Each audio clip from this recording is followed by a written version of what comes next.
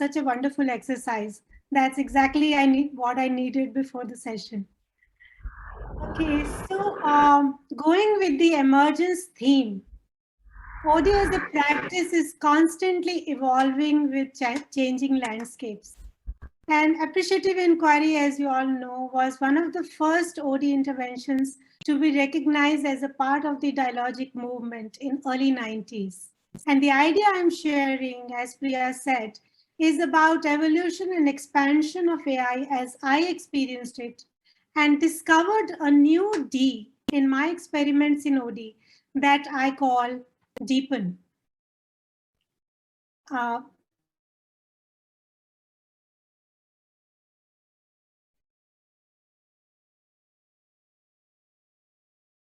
First of all, what is appreciative inquiry?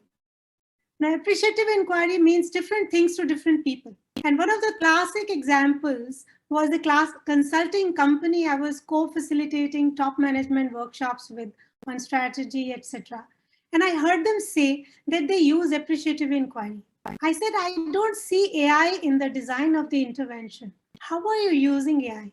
And the answer I got was, we are doing a diagnostic questioning in an appreciative sort of way. So really, what is appreciative inquiry? And as Priya said, all of you, maybe most of you are aware of it. For the uninitiated, just a quick recap. Appreciative inquiry is a philosophical construct originally given by David Cooper Ryder, used as an approach to organizational change that focuses on strengths rather than problems. And the basic premise is whatever we focus on grows. And the questions we ask are faithful. If we ask positive questions, we appreciate the system, we energize the system, and enable it to find their answers. And if we focus on problems, problems multiply.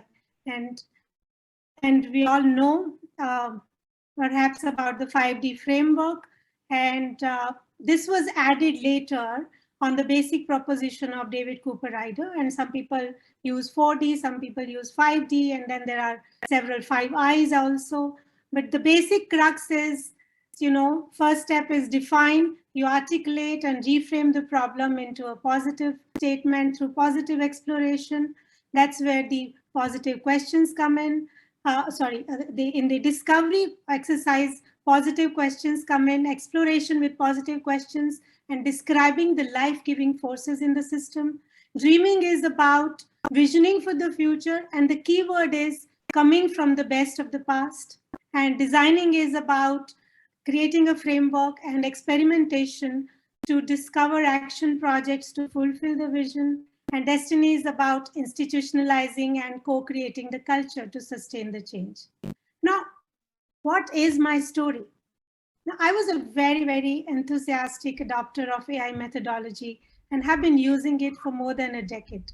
And my enthusiasm did meet with resistance many times. Have some of you experienced that?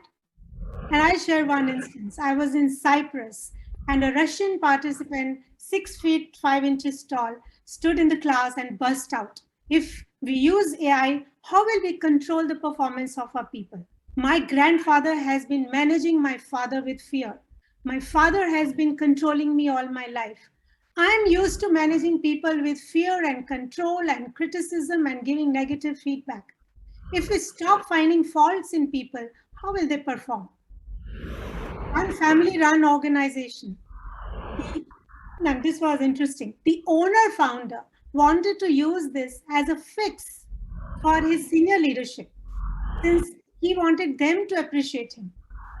So these experiences are okay, and you guys may have also experienced some of your own. And each time I would expand my understanding about the resistance, and I could handle it with slight tweak in the design and interventions. And the more serious roadblocks were when people would be happy and excited in the discovery phase, but the excitement may fade soon thereafter. And at times, visioning exercise would lack the energy people needed to expand their vision and think freely. Or worse, still a fantasy which people clearly did not believe in. Visioning looked like a fantasy exercise to me. And in one situation, I remember I did visioning exercise I thought it was going very well. But when I visited the office after 1 week, the cynicism had already set in. Once on day 2 of an AI workshop, after I had done the discovery exercise the previous day, I orchestrated a listening exercise in the form of a fishbowl. So fishbowl, those who are, who want to know, what I meant was I made a group of people sit in a circle in the center while others are sitting in the outer circle. They're watching and listening. And people in the inner circle get a chance to speak. And I gave some trigger questions and basically how you're feeling. Now, this activity produced amazing results. A lot of work got done, issues got expressed, heard, and sorted later. So the CEO said this was the best session he ever attended. Now, I got emboldened with my experiment, and I started using this method more often, which is inserting a listening session in between discovery and dream activity. And this was going well, I thought. But I did not think much about this.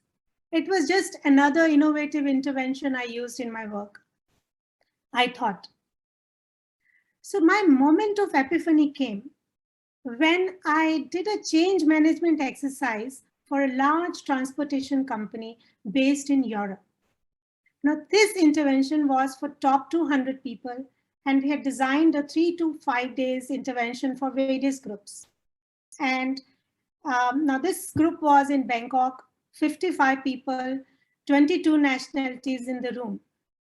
And we had decided not to do listening session for the large group. No fishbowl, because we thought handling, sharing, and emotions of 55 people in the room may become a challenge. And how will we handle it? It will be a Pandora's box which will open in the room. How will we handle it? So, and there was a complex dynamics there. So we said it's best to stick to the classical 5D process and we'll do it in 3 days. But the group revolted after the discovery process. They told their HR leader that they don't believe in appreciative dialogue. So the resistance surfaced. The process called us, and it happened. So we had to change track. We orchestrated a fishbowl exercise in the post-lunch session and made people share what they were going through.